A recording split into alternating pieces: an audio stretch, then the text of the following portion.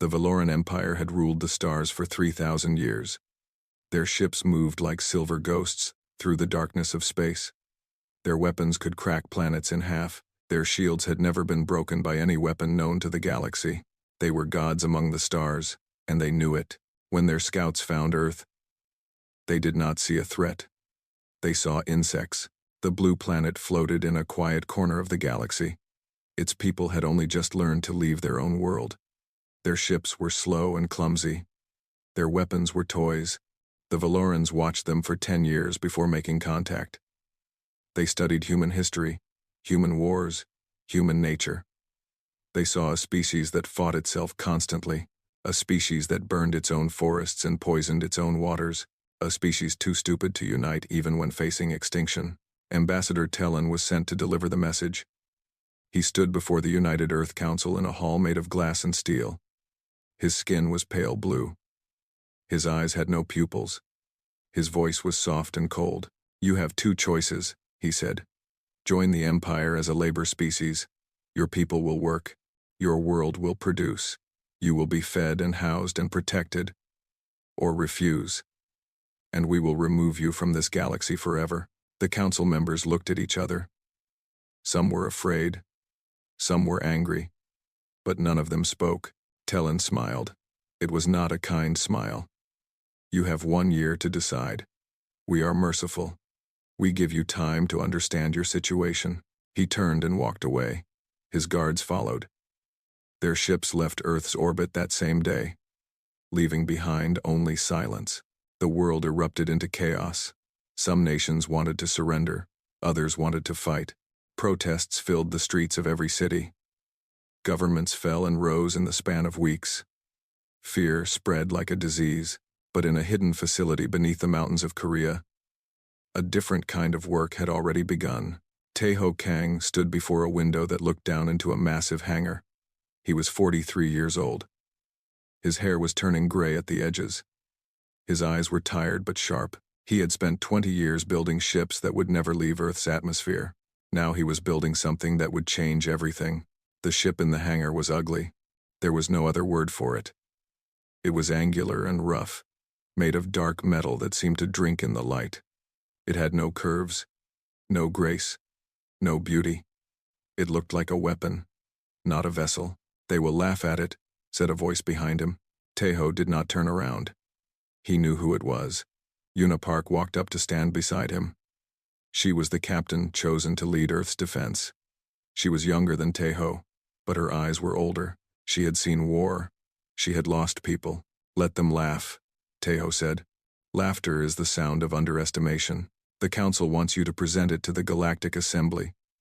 Show them we are not giving up without a fight." Taeho finally looked at her. "They want me to bluff? They want you to buy time. Show them something. Make them think twice.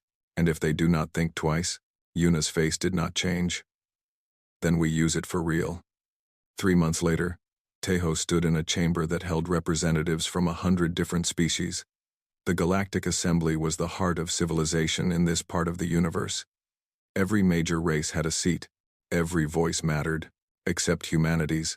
Humans were new. Humans were weak. Humans were barely worth noticing.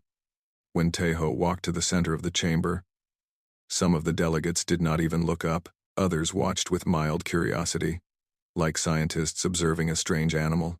High Commander Oris sat in the front row. He was the leader of the Valoran military. His armor was white and gold. His face was carved from stone. He had destroyed 17 species in his career. He had never lost a single battle. "Speak, human," he said. "Tell us why we should not simply end your kind now." Taeho activated the display behind him. The image of the ship appeared dark, angular, ugly. "This is our answer," he said. "We call it the Hound." For a moment, there was silence. Then, Oris laughed. It was a deep, booming sound that echoed through the chamber. Other delegates joined in. The laughter spread like fire. "You built it with metal," Oris said, barely able to speak through his amusement. "Solid metal, like primitives hammering rocks together. It burns fuel," another delegate shouted. "They still burn fuel." Taeho stood still. He let them laugh. He let them point and mock and shake their heads. His face showed nothing. When the laughter finally died down, Oris leaned forward. Human, do you truly believe that thing can stand against even one of our ships? Our vessels are grown from living crystal. Our weapons bend the fabric of space itself. Your little metal box would not survive the first shot. Perhaps, Tejo said quietly. But we did not build it to survive. Oris blinked. For just a moment, something flickered in his eyes. Confusion, maybe, or the smallest seed of doubt. But then it was gone, buried under 3,000 years of certainty. Go home, human, he said. Enjoy your final year. When we come, we will make it quick. Consider that our gift to your primitive species. Tejo bowed his head slightly. He turned and walked out of the chamber. The laughter followed him all the way to the door. That night, Oris broadcast the presentation across the entire empire. He called it entertainment. He called it comedy. Billions of Valorans watched the small human stand before the assembly with his ugly little ship. They laughed in their homes, in their ships, in their stations. The human became a joke. The hound became a symbol of everything weak and foolish about lesser species. On Earth, Yuna watched the broadcast with Tejo and the rest of the team. The room was quiet. They are not afraid, she said. No, Tejo agreed. They are not. Good. Yuna turned off the screen. Fear would have made them careful. Arrogance will make them slow. In the corner of the room, a young woman named Hana Cho worked on her tablet. She was the chief scientist of the project. She was also the only person alive who truly understood what the hound could do. The core is ready, she said without looking up. We have 7 minutes of full power. Maybe 8 if we push it. 7 minutes, Yuna repeated. That is not much time. Hana finally looked up. Her eyes were bright with something that might have been madness or might have been genius. 7 minutes will be enough, she said. 7 minutes will be more than enough. Outside, the stars burned cold and distant. Somewhere among them, the Valoran fleet was gathering.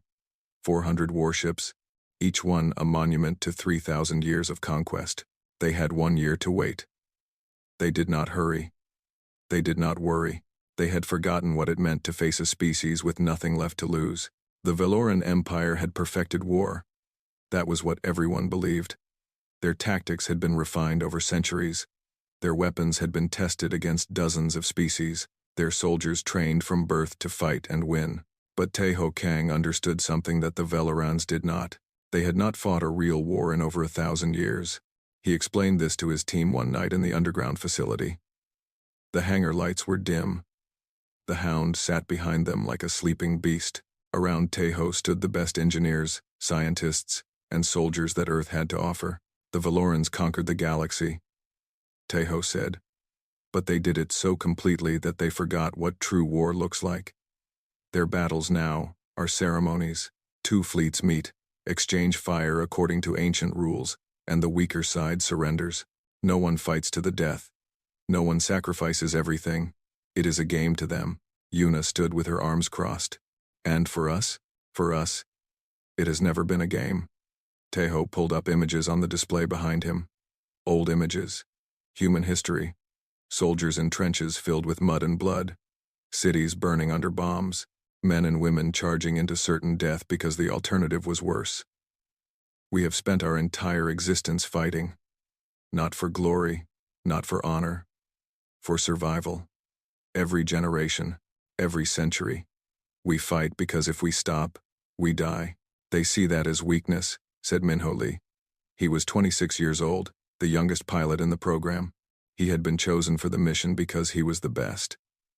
Also because he understood what the mission required.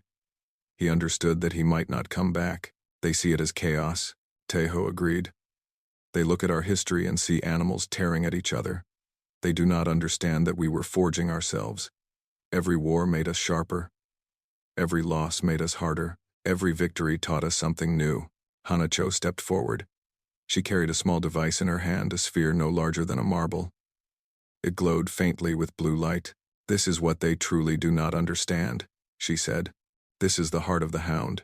The room went quiet. Everyone knew about the power core, but few had seen it. Few understood what it really was. A singularity, Hana continued. A black hole smaller than an atom, contained in a magnetic cage. It consumes matter and releases energy. More energy than any reactor in the known galaxy. How much more? Minho asked. In 10 seconds. This core produces more power than a Valoran flagship generates in a full year. The silence deepened. Someone let out a slow breath. The Valorans use harvested starlight, Hana explained. It is clean and elegant and safe. They would never dream of trapping a singularity and riding it into battle. They would call it madness. Suicide. She smiled slightly. They would be right. How long can it run? Yuna asked. 7 minutes at full power. Maybe 8 if we are lucky. After that, the containment field collapses and the singularity either evaporates or consumes the ship, so our pilot has 7 minutes to do as much damage as possible before the core kills them. Hana nodded slowly. Yes. Minho stepped forward. His face was calm. I understand. I accepted this mission knowing what it means. Tejo looked at the young man. There was pride in his eyes, but also sadness. You could still walk away. We could find another pilot. No. Minho shook his head. The Hound needs someone who is not afraid. Someone who will not hesitate when the moment comes. I am that person. I have made my peace. The room fell silent again. There was nothing more to say. Over the next months, the team worked day and night. They installed the Singularity core into the Hound's chest. They armored the ship with layers of tungsten so dense that light itself seemed to bend around it. They built weapons that the galaxy had never seen, not elegant beams of light, but brutal kinetic drivers that fired solid metal at a fraction of light speed. The Valorans use energy shields, Tejo explained to Minho during a training session. Their shields are designed to absorb and redirect energy weapons. Lasers, plasma, gravity beams, anything that is made of light or force. But not solid objects. Solid projectiles are considered primitive. No advanced species uses them, so the Valorans never built defenses against them. Tejo smiled grimly. They will learn. Minho spent hours in the simulator. He learned to fly the Hound like it was part of his own body. He learned its speeds, its limits, its weaknesses. He learned how to push it beyond what should be possible. The ship will try to kill you, Tejo warned him. The acceleration will crush your organs. The heat will cook you alive. The radiation from the core will tear your cells apart. Then I will move faster than death, Minho replied. The months passed. Earth changed. The panic faded into grim determination. People stopped arguing about surrender. They stopped fighting each other. For the first time in human history, the entire species united behind a single purpose. Factories worked around the clock, building weapons and defenses. Scientists shared their research openly. Soldiers trained together regardless of nation or language. Old enemies became allies. Old wounds were forgotten. Yuna watched it happen with something like wonder. I never thought I would see this, she told Tejo. Humans actually working together. It took the end of the world, he replied. But yes, we finally found something worth agreeing on. Survival. Survival. The year ended. The deadline arrived. On the edge of Earth's solar system, space began to twist and tear. Points of light appeared in the darkness, first 10, then 50, then hundreds. Ships emerged from faster-than-light travel, their crystalline hulls catching the distant sunlight. 400 Valoran warships formed a wall across the stars. Each one was beautiful. Each one was deadly. Each one carried enough firepower to destroy a continent. Admiral Vorn stood on the bridge of his flagship. It was the largest ship in the fleet, a mountain of living crystal that glowed with inner light. He had personally crushed 6 species in his career. He expected this to be the 7th. Open a channel to the planet, he ordered. His communication officer obeyed. A moment later, Vorn's face appeared on every screen on Earth. People of Earth, he said. Your time has ended. You refused our mercy. Now you will face our justice. Do not resist. Do not run. Your deaths will be quick if you accept them with dignity. In the command center beneath Sol, Yuna stood before her officers. She looked at the screens showing the massive fleet. She looked at the faces of her people, afraid but determined. Launch the Hound, she said. Deep in the hangar, Engines roared to life. The ugly metal ship lifted off the ground, shaking the mountain around it. Minho sat in the cockpit, his hands steady on the controls. Timer ready. Hana's voice came through his earpiece. 7 minutes starting on your mark. Minho closed his eyes for a moment. He thought of his family. He thought of Earth. He thought of everything that would be lost if he failed. Then he opened his eyes and pushed the throttle forward. Mark. The hound screamed into the sky, climbing toward the waiting fleet like a bullet fired at the heart of an empire. Above, Admiral Vorn watched the tiny dot rise from the planet. He almost did not notice it. Almost. The Valoran fleet hung in space like a curtain of stars. 400 ships, arranged in perfect formation. Each one a masterpiece of alien engineering. Their hulls were grown from living crystal that healed itself when damaged. Their engines bent space itself to move. Their weapons could tear holes in reality. Admiral Vorn stood at the center of his bridge, watching the blue planet rotate slowly in the distance. Earth. Such a small world. Such a brief species. In an hour, maybe less, it would all be over. Admiral, one of his officers called out.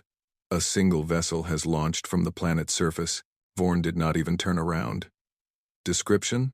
Small. Metal construction. Primitive propulsion. It appears to be accelerating toward the fleet. A few officers laughed quietly. Vorn allowed himself a thin smile. 1 ship, he said. They send 1 ship against 400. These humans have a sense of humor. At least, should we intercept, send a destroyer. Let the crew have some target practice before the real work begins. A single Valoran destroyer broke formation. It was one of the smallest ships in the fleet, but still 3 times the size of the Hound. Its crystal hull pulsed with power as it moved to intercept the approaching human vessel. On Earth, Yuna watched the tactical display in the command center. Green dots represented the Valoran fleet. A single red dot. The Hound moved toward them at impossible speed, 1 destroyer breaking off. Her tactical officer reported. Moving to intercept. Good. Yuna's voice was calm. Let them underestimate us for a little longer. In the cockpit of the Hound, Minho watched the approaching enemy on his screen. The destroyer was beautiful in a cold, alien way. Its weapons were already glowing, preparing to fire. Contact in 30 seconds. Tejo's voice came through the comm. Remember, their shields are designed for energy weapons. You need to get close. I know. Minho's hands tightened on the controls. I remember everything. The destroyer fired. A beam of pure gravitational force lanced across the void, a weapon that could crush steel into atoms, bend light into knots, tear apart anything in its path. Minho did not dodge. The beam struck. The Hound dead center. The ship shuddered violently. Warning lights screamed. The outer armor layer vaporized instantly, spraying molten tungsten into space. But the Hound did not stop. It accelerated. Straight into the beam. Straight toward the destroyer. On the Valoran ship, the weapons officer stared at his display in disbelief. The target is still moving. It should be destroyed. Nothing survives a direct hit from a gravity lance. Fire again. The destroyer captain ordered. They fired again. And again. And again. The Hound burned. Its armor melted and reformed and melted again. Its hull glowed white-hot from the constant barrage. But it kept coming faster and faster, closing the distance with terrifying speed. It is not slowing down, the weapons officer said, his voice rising in panic. It is accelerating. How is it accelerating through our fire? The captain opened a channel to the flagship. Admiral Vorn, the human vessel is not responding to our weapons. Request additional. He never finished. The Hound struck the destroyer like a thrown spear. It did not fire. It did not maneuver. It simply punched straight through the crystal hull at a speed that should not have been possible. The destroyer exploded. Crystal shards sprayed across space like a shattered window. Fire bloomed in the vacuum for a brief moment before dying. Where a proud Valoran warship had been, there was now only debris. The Hound emerged from the other side, trailing fire and smoke. Half its armor was gone. Radiation leaked from cracks in its hull, but it was still flying. Still accelerating. Still coming. Silence fell across the Valoran fleet. Admiral Vorn stared at the tactical display, watching the single red dot emerge from the wreckage of his destroyer. For the first time in his long career, he felt something cold settle in his stomach. What just happened? He asked quietly. No one answered. No one knew. Admiral, an officer finally said. The human vessel is continuing toward the fleet. Its speed is increasing. We are detecting massive energy readings from its core readings that do not match any known power source. Vorn's jaw tightened. All ships, raise shields, weapons free, destroy that thing. The Valoran fleet came to life. Hundreds of weapons powered up simultaneously.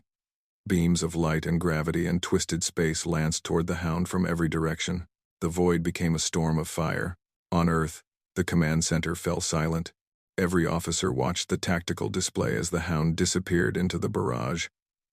For a long moment, there was nothing but static and light.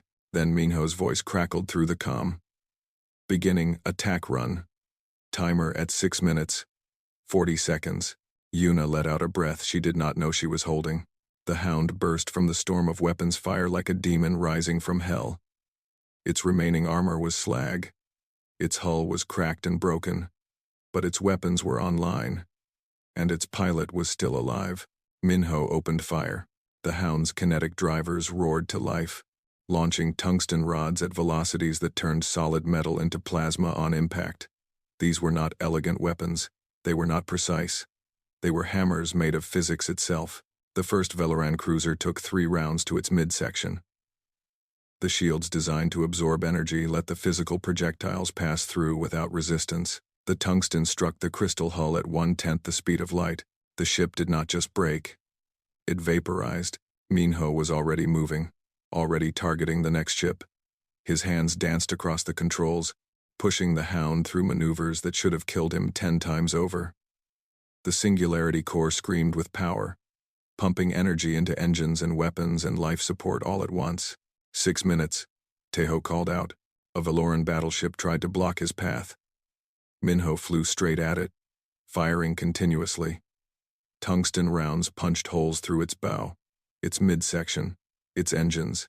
The battleship listed sideways, fires erupting from a dozen wounds, and then broke apart. 5 minutes 30 seconds. Admiral Vorn watched his fleet die. Ship after ship fell to the impossible human vessel. His officers were screaming reports: cruiser lost, destroyer lost, battleship lost. The formation was breaking apart as captains tried to maneuver away from the rampaging Hound. What is that thing? Vorn demanded. What power source could possibly sustain that level of output? Unknown, his science officer said, his voice trembling. The energy readings suggest a contained singularity, but that is impossible. No species would be insane enough to. They are humans. Vorn interrupted. They are exactly insane enough. He turned to his tactical officer. Order the fleet to fall back. We need distance. We need to regroup. But Admiral, do it now. The Valoran fleet began to retreat. For the first time in 3,000 years, a Valoran armada turned its back on an enemy. But the Hound was not finished. Minho saw the flagship trying to escape. It was powering up its faster-than-light drive, preparing to jump away from the battlefield. If it escaped, the Empire would learn. They would adapt. They would come back with weapons designed to counter everything the Hound could do. He could not let that happen. Captain Park, he said into the comm, I am pursuing the flagship. Timer at 4 minutes. Yuna's voice came back, thick with emotion. Minho. You know what that means? I know. He pushed the throttle to maximum. The Singularity Core howled. The Hound leaped forward like a hunting dog finally released from its chain. I know exactly what it means. The Valoran flagship was the pride of the Empire. It was called the Eternal Light, a mountain of living crystal that had survived 100 battles. Its shields were the strongest ever built. Its weapons could crack moons. For 300 years, it had been the symbol of Valoran power. Now it was running. Admiral Vorn stood on his bridge, watching the damage reports scroll across his displays. 43 ships destroyed, another 31 damaged beyond repair, all from a single enemy vessel. A prototype, a joke. How long until the drive is ready? He demanded. 2 minutes, Admiral. The human vessel, still pursuing, closing fast. Vorn turned to look at the main display. The Hound was a burning wreck, half its armor gone, radiation bleeding from every crack, flames trailing behind it as it cut through the void. By all logic, it should not still be flying. Its pilot should be dead, but it kept coming. In the cockpit of the Hound, Minho could barely see through the smoke. His ship was dying around him. Warning lights covered every surface. The air was thick with the smell of burning metal and melted plastic. Blood ran down his face from a cut above his eye. He did not care. The timer on his display read 3 minutes. 42 seconds. 3 minutes and 42 seconds before the singularity core collapsed. Before everything ended. It was enough time. It had to be. Minho. Tejo's voice crackled through the damaged comm system. Core temperature is critical. You need to reduce power output. Negative. Minho pushed the throttle forward. The Hound screamed in protest, engines straining beyond their limits. I am not slowing down. If you maintain this acceleration, the core will fail early. You will lose at least a minute. Then I have 2.5 minutes. That is still enough. Silence on the other end. Then, understood. Good hunting, Minho. The flagship grew larger on his display. Its crystal hull glowed with the light of charging weapons. Point defense turrets swiveled toward him, spitting fire in desperate attempts to stop his approach. Minho flew through the barrage like a ghost. He had trained for this moment for a year. Every maneuver was burned into his muscle memory. Every reaction was automatic. The turrets could not track him. The weapons could not touch him. He was death itself, coming for its payment. On the bridge of the eternal light, panic was spreading. Officers shouted conflicting reports. Damage control teams rushed through corridors. The great ship shuddered as the Hound's kinetic rounds slammed into its shields. Shields holding, the defense officer reported. But just barely. If he keeps firing, an explosion rocked the bridge. Lights flickered. A console burst into flames. Forward shield generator is down. Someone screamed. Admiral Vorn gripped the railing to keep himself steady. His face was pale, but his voice was controlled. How long until the drive is ready? 90 seconds. We will not last 90 seconds, the tactical officer said. He pointed at the display. Look, the Hound had stopped firing. It was no longer dodging or weaving. It was flying straight at them, accelerating to maximum speed, aiming directly at the gap where the forward shields had failed. Vorn understood instantly. He is going to ram us. Admiral, we should evacuate. There is no time. Vorn watched the approaching ship grow larger. Order all remaining vessels to target the human ship. Everything they have. Now, across the battlefield, every surviving Valoran warship turned its weapons on the Hound. Beams of light and force and twisted gravity converged on the tiny metal vessel from every direction. The void turned white with fire. Minho felt the impacts like hammer blows. His ship bucked and twisted. Metal screamed. Systems failed one after another. His vision blurred, tunneled, almost went dark, but he held on. The singularity core was singing now a high, keening sound that seemed to come from everywhere at once. It was beautiful and terrible. The song of a collapsing star. The song of the end. 1 minute, 30 seconds. His computer reported. Its voice was distorted, broken. Core containment failing. Recommend immediate ejection. There was no ejection system. There had never been an ejection system. The Hound was not built for survival. It was built for one purpose only. Minho pushed through the fire, through the pain, through the wall of weapons trying to stop him. The flagship filled his entire view now. Its crystal hull was cracked and burning. Its shields were gone. Its weapons were silent, unable to track him at this range and speed. 60 seconds. Admiral Vorn stood alone on his bridge. His officers had fled or died. The ship around him was coming apart, shaken by explosions and impacts. He should have been afraid. He should have been angry. Instead, he felt something he had never felt before in his long career. Respect. You insane creatures, he said quietly, watching the Hound grow larger in the viewport. You magnificent, insane creatures. In the command center on Earth, Yuna stood perfectly still. Every screen showed the same thing. The Hound, burning and broken and beautiful, diving toward the enemy flagship like a falling star. No one spoke. No one breathed. Tejo's hand found hers. She gripped it tightly. 30 seconds, Hana whispered. Her eyes were fixed on the energy readings. The core is going critical. On the other side of the void, in the cockpit of a dying ship, Minho smiled. He thought of his mother. He thought of the cherry blossoms outside her house in spring. He thought of the way the light looked when it filtered through the petals. He thought of Earth, the blue oceans, the green forests, the cities full of people who would never know his name. People who would live because of what he was about to do. 15 seconds. The flagship was right there. Its reactor core glowed through the cracks in its hull, a ball of concentrated energy, waiting to be released. Minho aimed for it. 10 seconds. He closed his eyes. 5 seconds. This is for Earth, he said quietly. The hound struck the eternal light at maximum velocity, its remaining mass still carrying a contained singularity that was already beginning to collapse, punched through the crystal hull like a bullet through glass. For a single instant, everything was silent. Then the singularity let go. The explosion was visible from Earth. A flash of light brighter than the sun, blooming in the darkness between the stars. It lasted only a moment, but it burned itself into the eyes of everyone watching. Where the Valoran flagship had been, there was nothing. Not wreckage.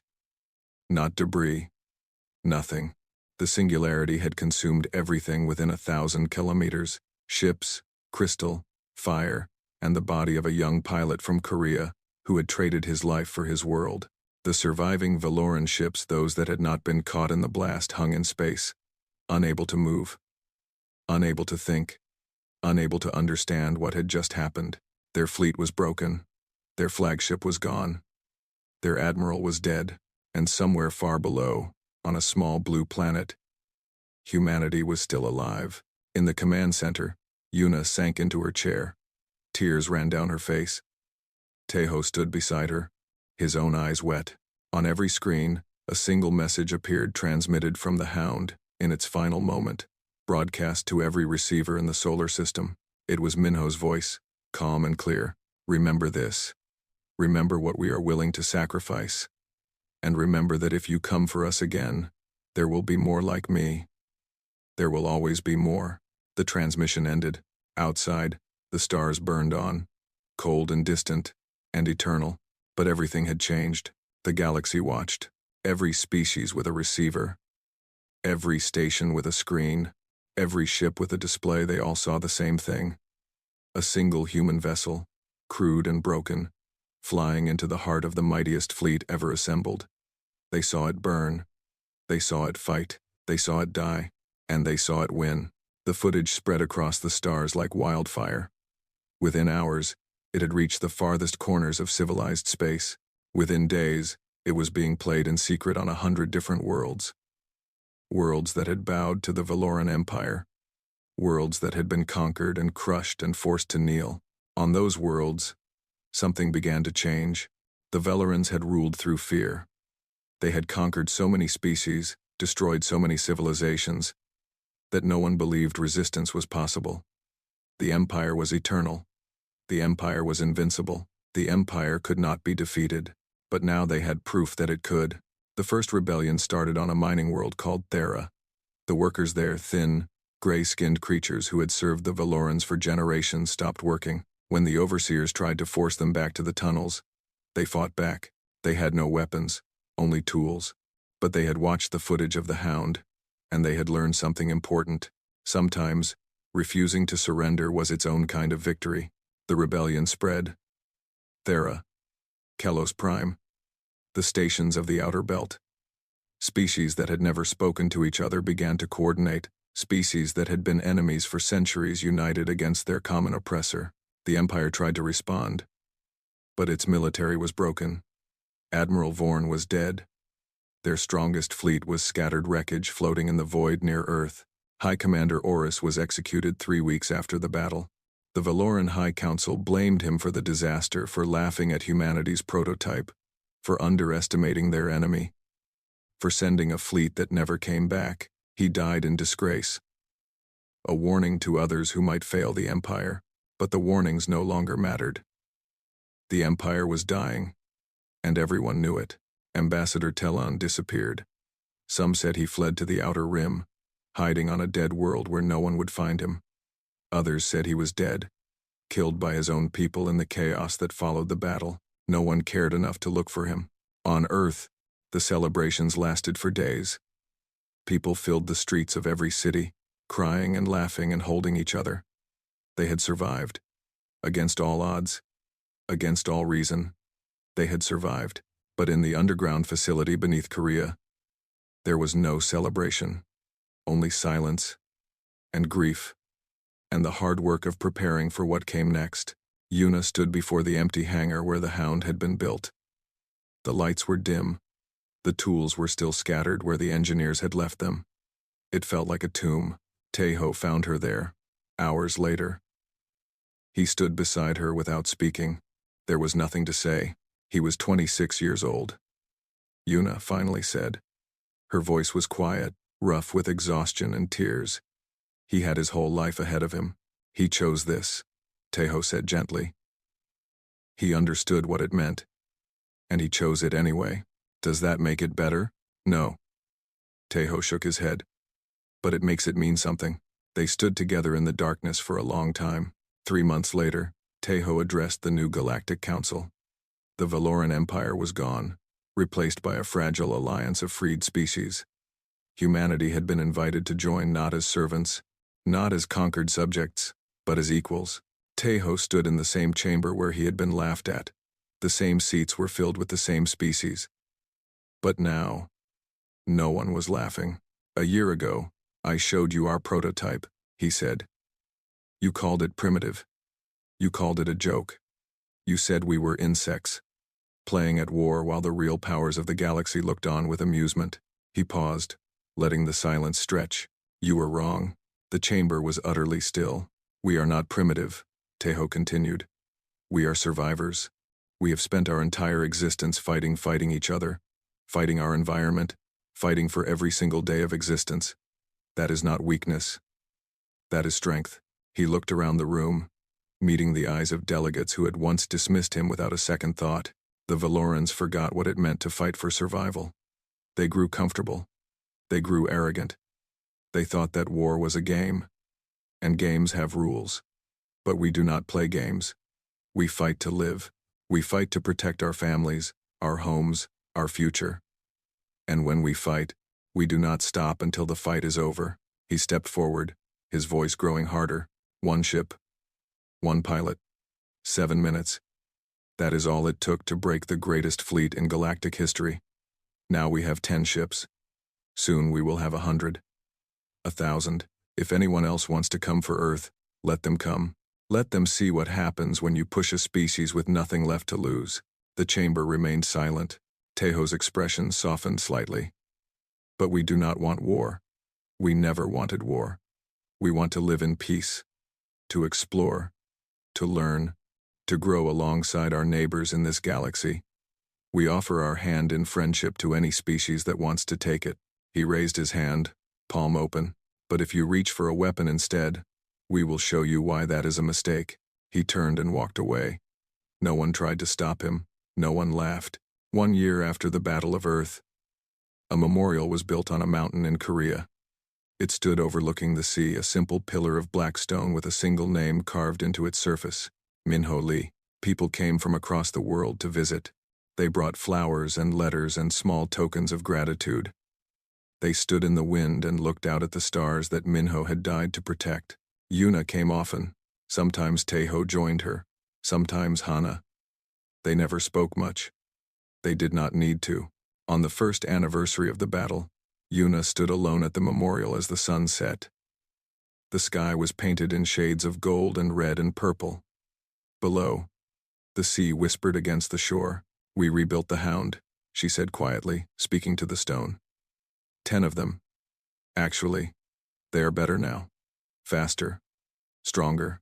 We learned from what you taught us. The wind picked up, carrying the scent of salt and flowers. But they are not you. They will never be you. She reached out and touched the stone. It was cold under her fingers. You asked us to remember what you sacrificed. We have not forgotten. We will never forget. She stood there for a long time, watching the stars appear one by one in the darkening sky.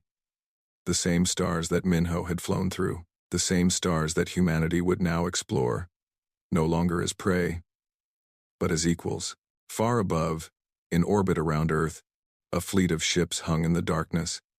They were ugly ships, angular and rough, built from metal and fire and desperate hope. They were not elegant, they were not beautiful, but they were humanity's, and that was enough. The galaxy had learned something important in the past year.